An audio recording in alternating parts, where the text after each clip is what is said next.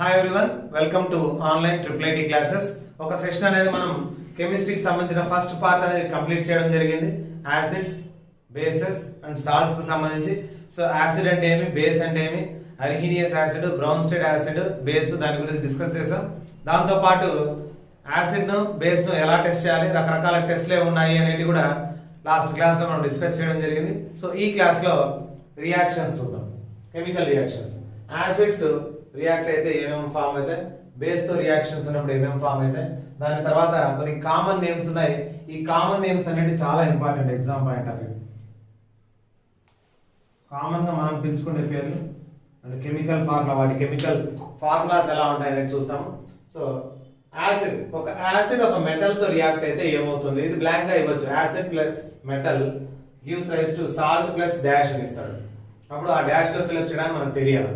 ఒక యాసిడ్ తీసుకుందాం, hydrochloric acid plus metal ఒకటి జింక్ తీసుకుంటే, హైడ్రోక్లోరిక్ యాసిడ్ జింక్ తో రియాక్ట్ అయినప్పుడు zinc plus chlorine, zinc chlorine, zinc chloride form అయ్యి హైడ్రోజన్ సపరేట్ అవుతుంది, హైడ్రోజన్ గ్యాస్ రిలీజ్ అవుతుంది.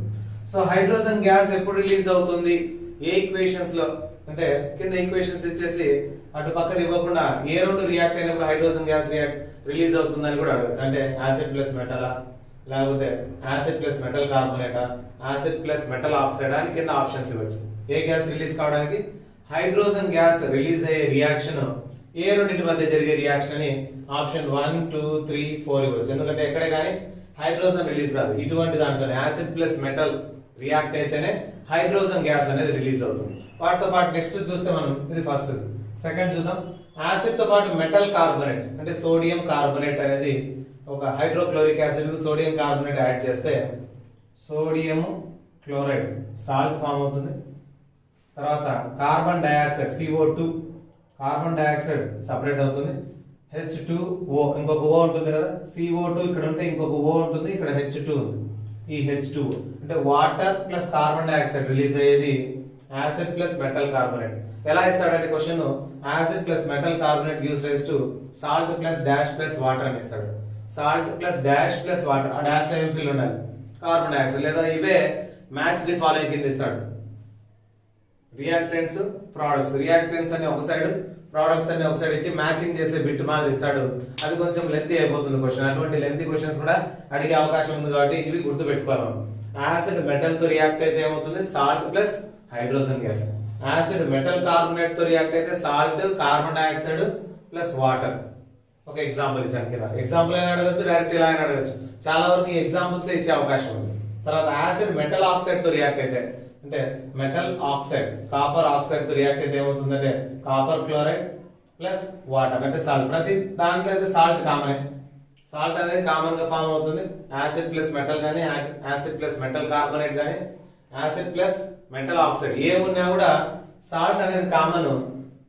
మెటల్ ఉన్నప్పుడు హైడ్రోజన్ గ్యాస్, మెటల్ కార్బోనేట్ ఉన్నప్పుడు కార్బోనేట్ ఉంది కాబట్టి carbon dioxide plus water.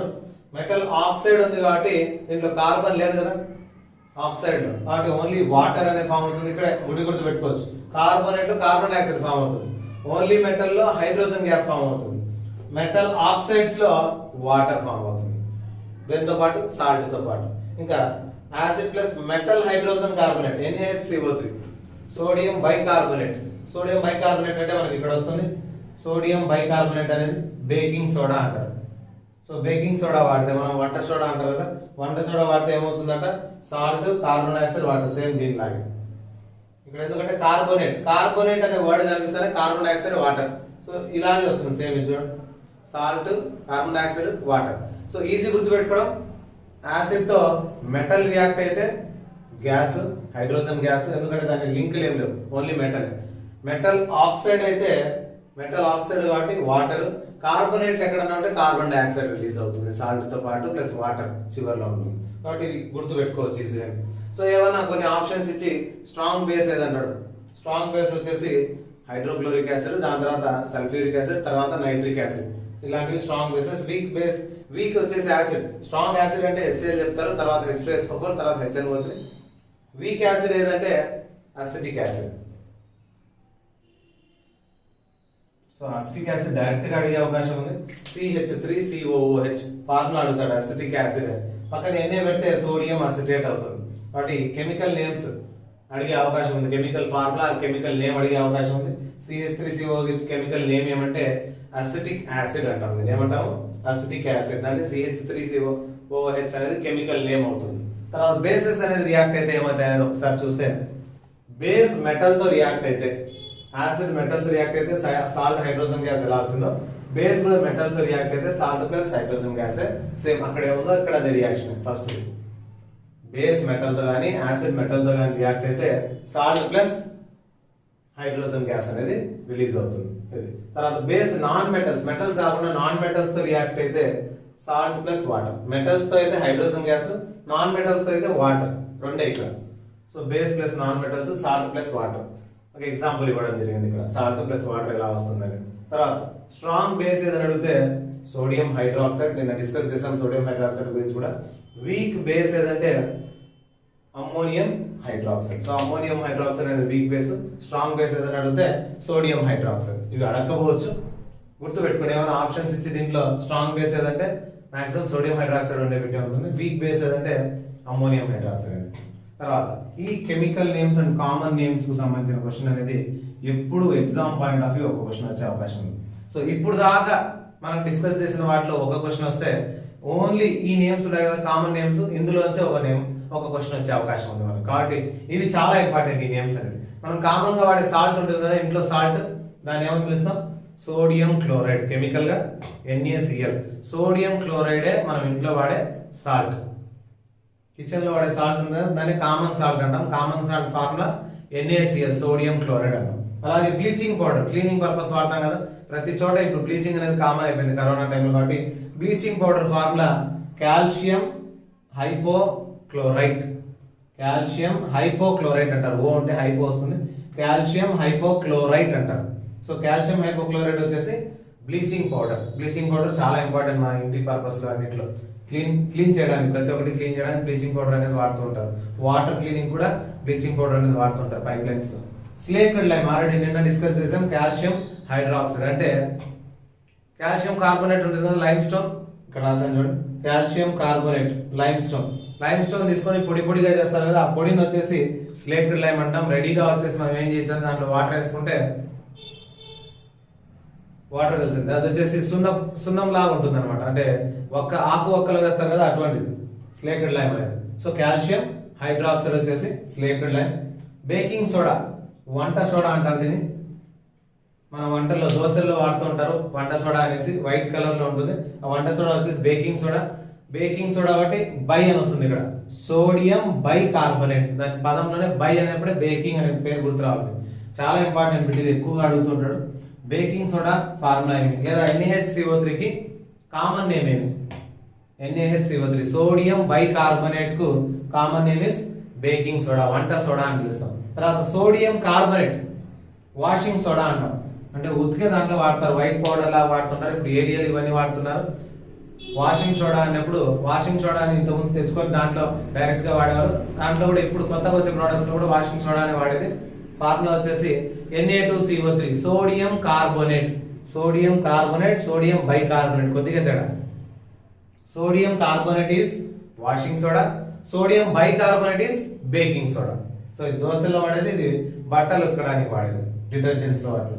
Plaster of Paris అనేది బాగా వినిపించే పదం మీకు. POP వర్క్ జరుగుతుంటుంది ఇంట్లో, POP వర్క్ జరిగింది అంటారు. POP అంటే ఏమని?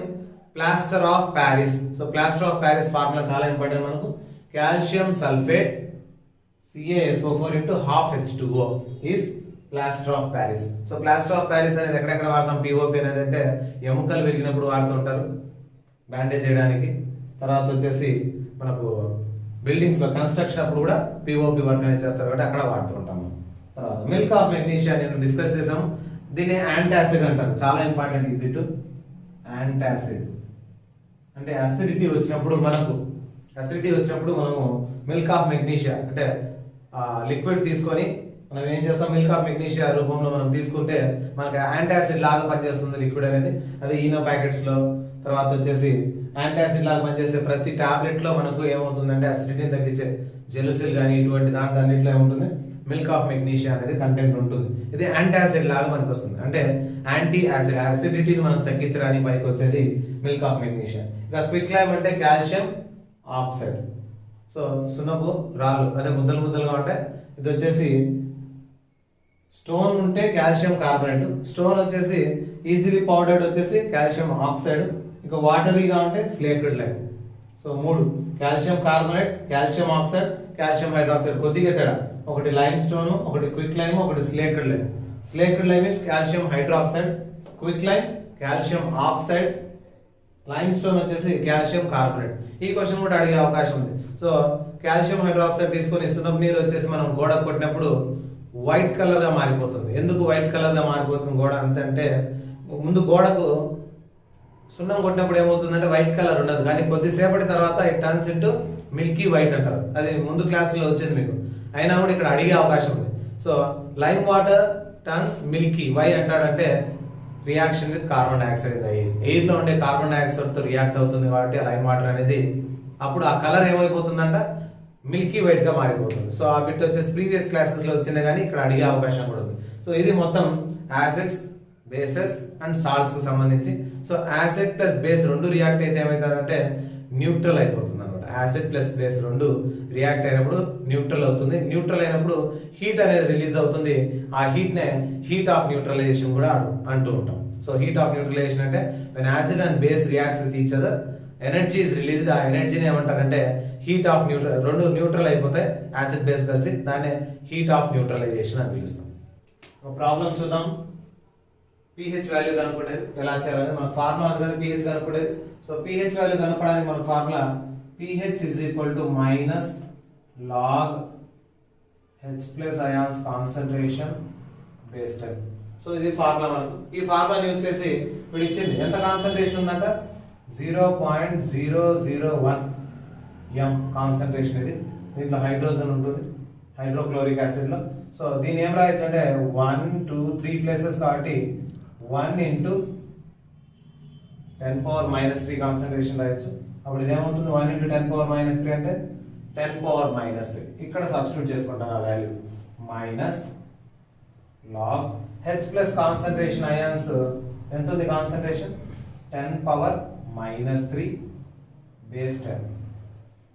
నేను చూస్తే -3 పవర్ లో లేదా log a power m formula -3 ముందుకు వచ్చేస్తుంది. So -3 log 10 base 10. -3 is +3 log 10 base 10 ఉంటుంది. log 10 base 10 is equal to 1. So 3 1s are 3. 3 అంటే యాసిడ్ ఆ బేసా? సో 1 to 7 ఉండేటివన్నీ యాసిడ్స్, 7 above to 14 ఉండేటివన్నీ బేసెస్. 1 నుంచి 7 లోపు 7 కు కాకుండా 1 కు దగ్గరగా ఉండేటివన్నీ స్ట్రాంగ్ యాసిడ్స్, 7 కు దగ్గరగా ఉండేటివి వీక్ యాసిడ్. సో ఇది స్ట్రాంగ్ యాసిడ్ అని చెప్పొచ్చు. ఇక్కడ కలిపింది కూడా 0.001 m కాన్సంట్రేషన్ కలిపిన యాసిడ్ కూడా స్ట్రాంగ్ యాసిడ్, ఎందుకంటే దాని pH వాల్యూ ఎంత ఉంది 3 ఉంది. ఇంకా 1 ఉంటే స్ట్రాంగెస్ట్ యాసిడ్ అవుతుంది. సో కాన్సంట్రేషన్ లెవెల్స్ అనేది ఇలా మెయింటైన్ చేసుకోవచ్చు. ఎంత కాన్సంట్రేషన్ ఉంది, దాని pH వాల్యూ ఎంత కనుక్కొని దాని అసిడిటీ లెవెల్స్ అనేది ఎంత, అసిడిటీ ఎక్కువ ఉందా లేదా, అంటే స్ట్రాంగెస్ట్ వీకెస్ట్ ఎలా కావాలంటే అలా మనం తయారు చేసుకోవచ్చు యాసిడ్ లెవెల్స్. HCl లోనే కాన్సంట్రేషన్ ఎక్కువ, కాన్సంట్రేషన్ తక్కువ. ఎక్కువ కాన్సంట్రేషన్ ఉన్నదాన్ని కాన్సంట్రేటెడ్ HCl అంటారు, కాన్సంట్రిక్ HCl అంటారు. అదే తక్కువ ఉండేదాన్ని డైల్యూట్ HCl. సో కాన్సంట్రేషన్ తక్కువ ఉండేది డైల్యూట్ అంటారు, కాన్సంట్రేషన్ ఎక్కువ ఉండేది కాన్సంట్రేటెడ్ HCl అని పిలుస్తాం.